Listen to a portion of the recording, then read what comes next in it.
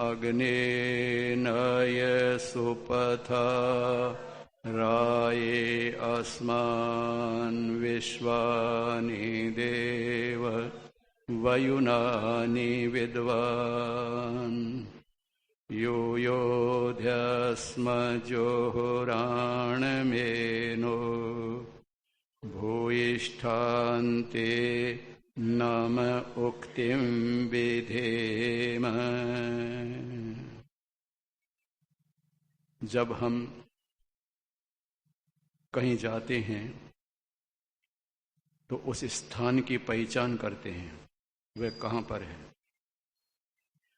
किसी से मिलते हैं तो पहचान करते हैं वह कौन है।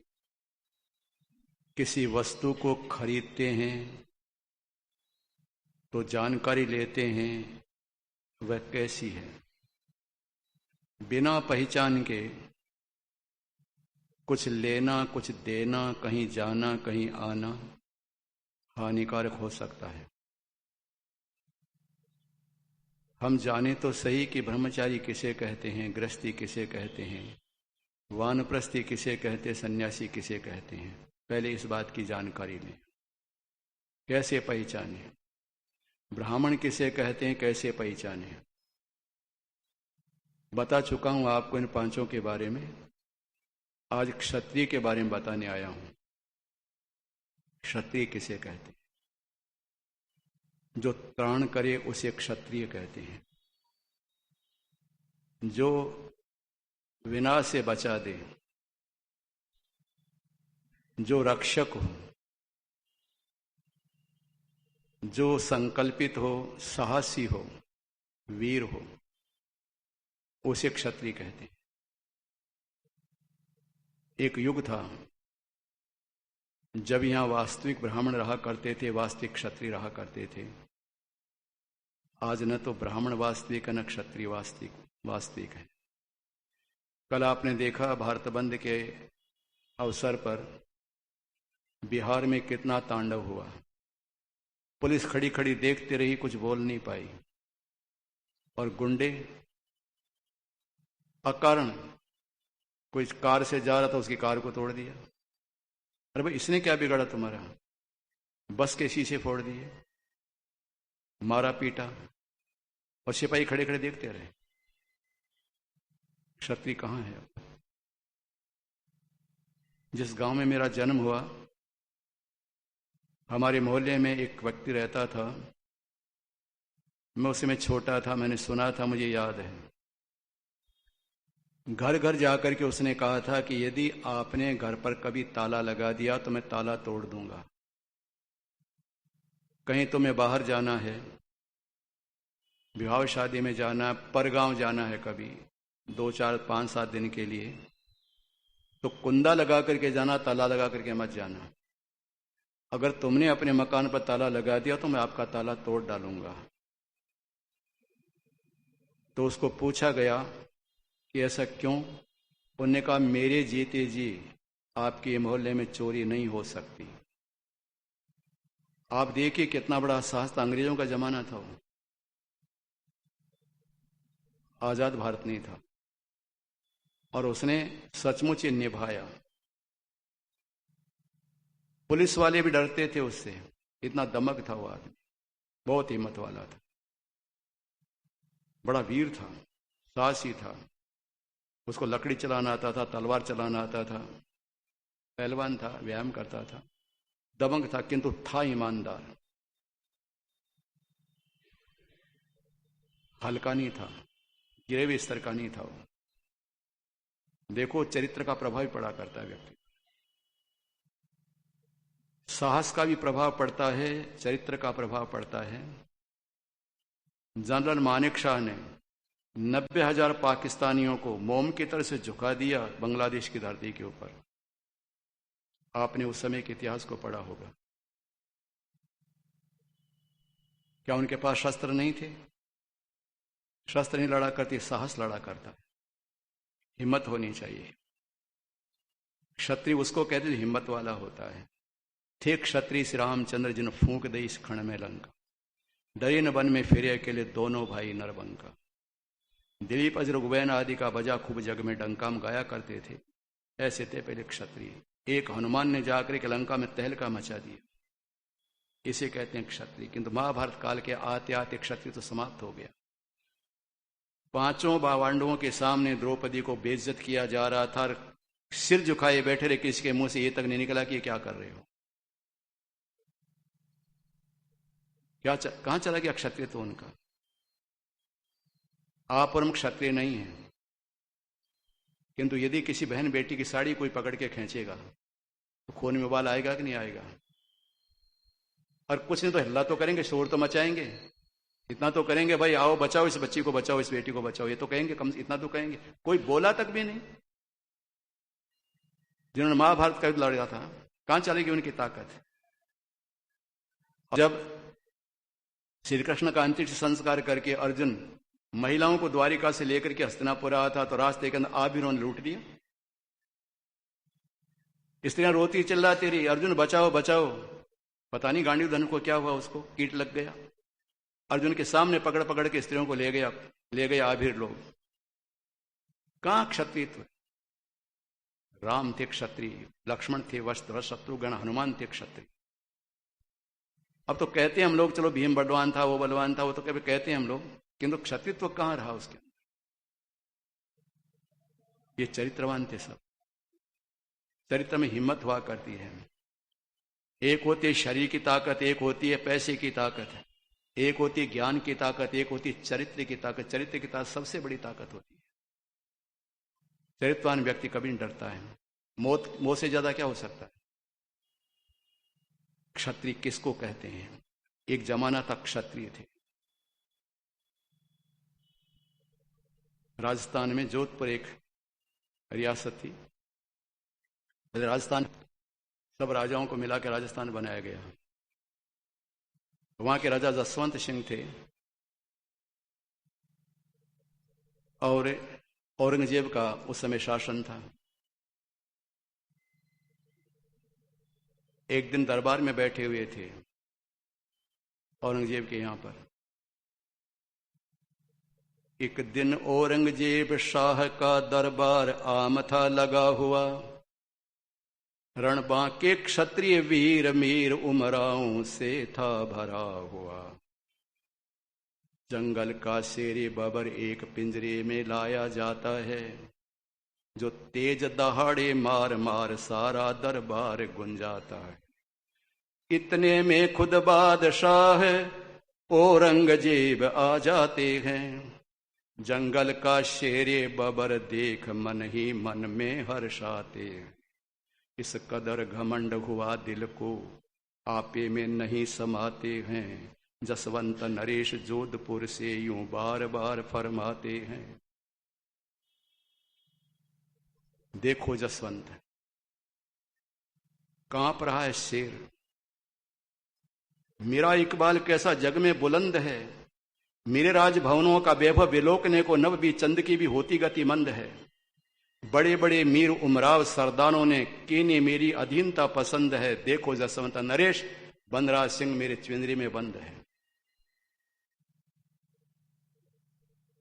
था इस बात पर शाह को अभिमान, लगे तोड़ने हर कोई जी हजूर की तान। चमचे तो हर युग में रहे हैं, आज भी हैं। जसवंत नरेश जोधपुर से मिथ्या अभिमान सहा गया।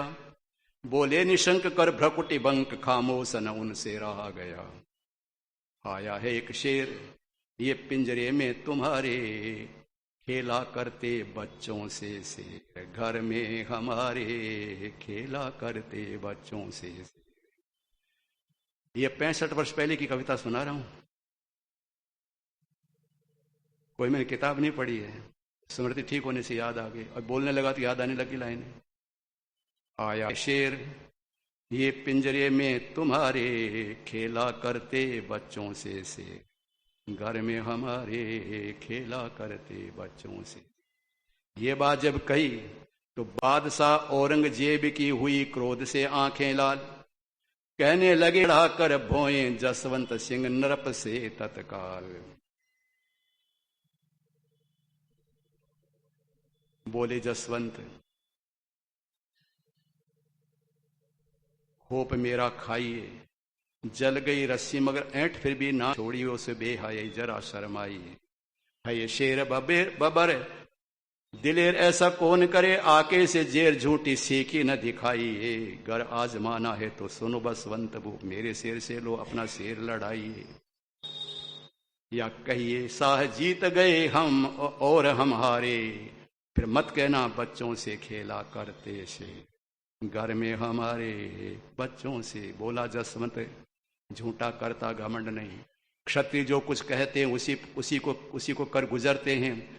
मुख से जो कहा उसे पत्थर के लीक मानो, प्राण चले जाएं कोल से कभी न टरते। कोल कहते हैं वचन को, कोल से कभी न टरते हैं। बादशाह देखा मेरा आपने शेर नहीं, तभी अपने शेर की तारीफ आप करते हैं। मेरे केहरी के एक थप्पड़ से होकर ढेर, केहरी कहते हैं शेर को, सिंह को, ये साहित्यिक शब्द है।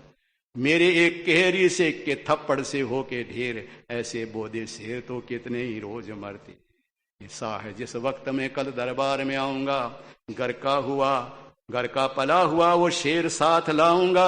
जंगल के इसी शेर से कुश्ती लड़ाऊंगा, जो मुंह से कहा उसे पूरा कर दिखाऊंगा। इतना कह चल दिए दूसरे दिन फिर लगा वही दरबार। था मौजूद बंद पिंजरे में शाही शेर बबर खूंखार। बड़े बड़े सरदार मीर उमराव जमा थे सदा मजार। जसवंत संग भी आ पहुंचा, संग मेले पृथ्वी सिंह कुमार। बादशाह औरंगजेब की हुई क्रोध से आंखें लाल, कहने लगा चढ़ा कर भोए जसवंत सिंह नृप से तत्काल। बोले बादशाह जसवंत आप अपना शेर क्यों न लाए साथ, मेरा शेर प्यास किसके खून से बुझाएगा। करो मत देर लाओ शेर आज कुश्ती होगी, देखें कौन जीतता है कौन मात खाएगा। बोले जसवंत अपने शेर को तैयार करो, मेरा शेर मेरे पास बैठा नजर आएगा। इतने ही में पृथ्वी सिंह कूदा ले कटार हाथ, बोला जसवंत ठहर कुल को दाग लग जाएगा। जब कहा तो पृथ्वी जो सिंह उसका बेटा था, कटार लेकर के शेर के सामने गया तो उसने कहता बेटा रुको, कुल के दाग लग जाएगा। अच्छा नहीं निहत्ते पर हथियार उठाना, क्षत्रिय कहा कर ऐसी बुजदिली न दिखाना। बस खाली हाथ शेर के सन्मुख चले जाना, शाबाश मेरे बेटे शेर मार करके आना।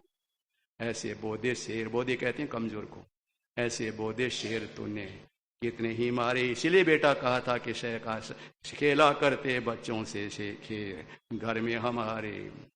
सुन जसवंत नृ के वचन पृथ्वी सिंह कुमार, आया सन्मुख शेर के कर से फेंक कटार। बोला ललकार बादशाह के शेर, जसवंत सिंह का 1300 से कुश्ती लड़ने आया है। इतने ही में बबर शेर पंजरे से खींच लिया, पिंजरे से हुई कुश्ती आन ही में भूमि पर गिराया है।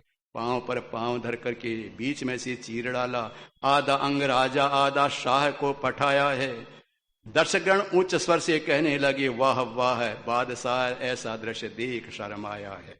मैं कहना चाहता हूं क्षत्रियों के पूत के भी इस तरह मजबूत, क्षत्रियों के पूत का भी इस तरह मजबूत, डरते थे शेर बन के कांपते थे जम के दूत। कितनों आज क्या हो गया इनको, उनके पूत मुर्दों से खोप खाते हैं, पूजते हैं ऊत भूत। खटपट से चूहे बिल्ली के रोते हैं बेचारे, किंतु भी खेला करते बच्चों से शेर घर में हमारे। पाठ पढ़ाया जाता था, पहले वीर बनाया जाता था बच्चों को। अब तो माताएं बच्चों को डराती है, डर लगता है इनको। वो काकरोच क्या होता है उसको देख के उसे डर जाते हैं बच्चे, उसके सामने जाते हैं लोग। ये क्या बना दिया बच्चों को, भीरू बना दिया, कायर बना दिया है बच्चों को। पहले संस्कार दिए जाते थे, बच्चों को वीर बनाया जाता था। माता शकुंतला कहती थी भरत को, बेटा ये शेरनी जा रही, इसके साथ इसका बेटा जा रहा, देखो तो इसके मुंह में कितने दांत हैं। महाभारत पढ़ करके देखो, मैं अपनी तरफ से नहीं बोल रहा हूं। और वो जाकर के कहता माता जी इसके शेर के बच्चे की तरह दांत है। शेरों के साथ खेला करते थे बच्चे, जंगलों में रहते थे ना। आज कुत्ते पाल रहे, कुत्ते के पिल्लों के साथ ये हो रहा हमारा हाल। अब कहां रहे क्षत्रिय? यही कारण है कि आज मेरी बहन बेटियों के ऊपर आज ये पापी लोग बुरी दृष्टि डालते हैं, बुरा व्यवहार करते। क्षत्रिय कहां रहे मुझे बताइए आप। डर रहा है आज का इंसान। हमारे देश में हमको डर लग रहा है उन लोगों से जो हमारे देश में रहने के लायक नहीं है, उनसे डर लग रहा हमको। आज क्षत्रिय नहीं है। देखो याद रखना, ब्राह्मण जब सो जाता तो अज्ञान अविद्या बढ़ता है, क्षत्रिय सो जाता अन्याय अत्याचार बढ़ता है, वैश्य सो जाता तो अभाव भुखमरी बढ़ती है, और शूद्र सो जाता तो अशुद्धता बढ़ती, गंदगी बढ़ती है। आज चारों सोए हुए हैं। बताना मैं चाहता हूं कि क्षत्रिय की पहचान क्या है। सरकार की तरफ से आदेश निकला भर्ती का, निकलते हैं कि आर्मी में सिपाहियों में से भर्ती होती है कि नहीं होती है, इनकी सैनिक के भर्ती होती है, तो कई लोग जाते हैं कि नहीं जाते हैं। तो एक लड़का जो खालतू बैठा हुआ था घुस गया जाकर के भीड़ चीर करके, और अफसर के सामने कहा, साहब मैं बनना चाहता हूं। उन्होंने कहा क्या नाम तेरा? कि दसकू सिंह। क्या नाम बताया? दसकू सिंह। उन्होंने कहा बहुत अच्छा लड़का है, तो दसकू सिंह जाता है कि हाँ दसकू सिंह मेरा नाम है। कर लिया भर्ती उसको। जब चाइना का अटैक हुआ तो कहा दसकू सिंह जाओ वहां पर कि सर मेरा गलती से नाम लिखा, मेरा नाम तो खिसकू सिंह है, वो तो गलती से लिखा गया था नाम। ऐसा हुआ नहीं होगा, किंतु बताने वाला बताना चाहता है कि ये कुछ नहीं करते, सामने जब आता तो घबरा जाते हैं, भाग जाते हैं। जो प्राणों को हथेली पे लेकर के चलता वो क्षत्रिय कहलाता है। एक कार्य कमजोर क्या करेंगे, राष्ट्र की रक्षा कैसे करेंगे? हिम्मत होनी चाहिए। है लोगों में कहीं भी हिम्मत, किंतु बहुत कम ऐसे लोग रह गए हैं। क्षत्रिय किसे कहते हैं? जैसा कि मैंने आपसे कहा, जो ताड़ करे उसे क्षत्रिय कहते हैं। मेरी बहन बेटियां चिल्लाती रहती, रोती रहती है, कुछ नहीं हो पा रहा है। भरे बाजार ज्वेलर के घुस के पिस्तौल बता करके लूट करके ले गए, कोई कुछ बोल नहीं रहा है, ले गए उसको, सब सोना चांदी ले गए, सब ले गए। ये आए दिन हम देखते रहते हैं। और अब तो ऐसे लोग बेवकूफ पैदा हो गए हैं देश के अंदर, सड़क पर मारपीट हो रही, छुड़ाते नहीं है, वीडियो बना रहे हैं खड़े खड़े मोबाइल में उसका, और फिर इन कमबख्तों के पास भेज देते हैं, बार बार रिपीट करते हैं, दिखाते हैं कि भारतवर्ष में केवल यही हो रहा है, दूसरा कुछ नहीं हो रहा है। गंदगी फैला रही है टीवी, ये हो रहा आज हमारे देश में। अरे और तो और जिनके हाथों में शासन की बागडोर, वो खुद डर रहे हैं, निकल करके बाहर आ जाए। देखे राम सेना लेकर गए थे साथ में, राम जब गए थे वन के अंदर सेना साथ में लेके गए, और हमारे यहाँ के प्रधानमंत्री राष्ट्रपति कोई भी जाते हैं तो आगे पीछे पुलिस चलती है। ये स्थिति हो गई आज हमारी। कहां है क्षत्रिय? आज बहुत बुरी हालत हो रही है हमारे देश की। ये वीरता के संस्कार दिए जाते हैं। वो माताएं थी जो राम बना देती थी, कृष्ण बना देती थी, हनुमान बना देती थी, वो माताएं अब नहीं रही, अब लेडी हो गई। पहले लाड़ी थी, लाड़ी कहते हैं बहू को, मध्य प्रदेश में पहले बहू थी। बहू का एक अर्थ होता बहुत जानने वाली। बहु शब्द है बहुत के लिए, बहुवचन, अधिक वचन। बहु का मतलब अधिक होता है। बहू को लाड़ी कहते हैं, पहले बहू थी, अब लेडी हो गई। लेपा पोती में दिन पूरा हो जाता है इनका सारा। इनको ये पता नहीं कि बच्चों को कैसे जन्म देना चाहिए, कैसे इनका संस्कार देना चाहिए, इनको कुछ नहीं आता है। माता वह होती है जो पुत्र का निर्माण करती है, और निर्मात्री नहीं रही। माता निर्मात्री भवती, निर्माण करने वाली को माता कहते हैं। अपने बच्चों को अच्छे संस्कार देंगे कैसे, जो खुद ही ठीक नहीं है तो वो लोगों में क्या समझाएंगे। जो खुद फैशन करती रहती है, अपनी बेटी पर क्या संस्कार डालेगी बताइए आप। अरे मरने जा रही है फिर भी फैशन कर रही है, बुरा तो मानेंगे लोग। बूढ़ी जिनके आधे बाद हो गए और नाखूनों पर रंग लगा रही है। मैंने कही क्या कर रही है कि स्वाग होता है, इसे स्वाग, नाखून रंग से हो जाएगा स्वाग, तेरा पति जिंदा रह जाएगा। पता नहीं क्या मान रखा, समझ में नहीं आती। तेरी सास ने लगाया था रंग, तेरी दादी ने लगाया था रंग, तेरी माँ ने लगाया था रंग, तू क्यों लगा रही है? बस फैशन। ये बहू नहीं मानती, लगा देती है। मैंने कहा भी तो तू मेरे सामने खुद लगा रही है, वही लगा देती है। मैं जाता हूँ ऑन करने के लिए, ऐसा देखता हूँ, बोल देता हूँ, मैं बिल्कुल बोल देता हूँ, मत बुलाओ, नहीं बुलाए तो भाई कब तक चुप रहूंगा मैं, फिर हूं किस लिए मैं? जब गलती देखूंगा तो जरूर बोलूंगा मैं। ज्यादा जोर मारो तो मत बुलाओ, और क्या करोगे? तो मुझे कोई आवश्यकता नहीं है, गलती सहन नहीं कर सकता मैं, फिर हम हैं किस लिए? कुछ तो लोगों को समझाएं, कुछ तो कहें। कब तक डरते रहेंगे? ऐसे काम नहीं चल सकता। यथार्थ बोलेंगे, किसी को नीचा दिखाने के लिए नहीं, किसी की बेइज्जती करने के लिए नहीं, उसका यश बढ़ाने के लिए, उसकी प्रतिष्ठा बढ़ाने के लिए उसकी गलतियां बताते हैं कि गलतियां दूर कर तेरी प्रतिष्ठा बढ़ी जाए, बन जाएगी, बड़ी रहेगी, नहीं तो प्रतिष्ठा तेरी गिर जाएगी। अब ये उल्टा समझे तो उसका हम क्या करें? ये कहावत है, गधे को घी पिलाएं तो कि मेरी आंख फोड़ रहा है, कहावत है राजस्थान में एक। कुछ लोग ऐसे भी होते हैं, जब उनको हित की बात को तो कहते हैं हमारी आलोचना कर रहे हैं, हमारी बुराई कर रहे हैं। अरे बुराई नहीं करे तो मैं सावधान कर रहे हैं, बुराई नहीं है। फैशन को बंद करो, संयम का पाठ पढ़ो, अपने बच्चों को चरित्रवान बनाओ, संयमी बनाओ, शक्ति की रक्षा करने का उन्हें उपाय बताओ। ऐसी चीजें मत खिलाओ उनको कि बचपन से उनका स्वास्थ्य बिगड़ जाए और उनकी शक्ति पिघल जाए। बचपन से ऐसा नहीं होना चाहिए, इनको वीर बनाओ। अब आज कौन ध्यान देता है इस बात? सच्चरित्र संतान जिसके यहां होती है, वीर होती है, वो परिवार धन्य है। ये टीवी के ऊपर पता नहीं कैसे कैसे दृश्य देखते रहते हैं, कार्टून क्या देखते रहते हैं। ये मोबाइल हाथ में पकड़ा दिए बच्चों के, खिलौना समझ रखा मोबाइल को इन लोगों। अब ये पता नहीं किस स्मृति में दुष्प्रभाव पड़ता है, याददाश्त कम होती है इससे, हार्ट पर इसका बुरा असर पड़ता है, इसकी विकर्ण जो होती है, रेडिएशन क्या बोलते हैं आप लोग, इसका बुरा प्रभाव पड़ता है। कोई ध्यान नहीं देता इस बात के लिए। बच्चों को ऐसा चिड़चिड़ा बना दिया, नींद हो तो बच्चे रूठ जाते हैं, हाथ पांव मारने लग जाते हैं, मोबाइल उनको देना ही पड़ता है। किसने सिखाया? ये हमने सिखाया। ऐसा कभी होना नहीं चाहिए।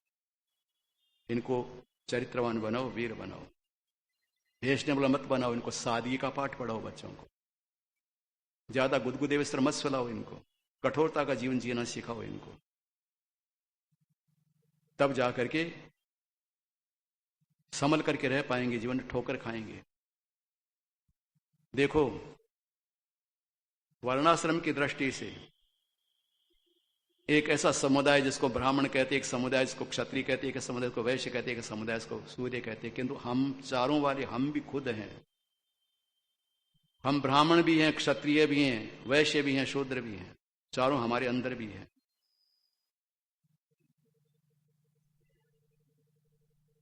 यजुर्वेद में लिखा है, ब्राह्मणोश्य मुखमाशिद है, बाहुराजन्य कृत है, उरु तदस्य वैद यद वैश्य पदभ्याम शूद्रो अजायत।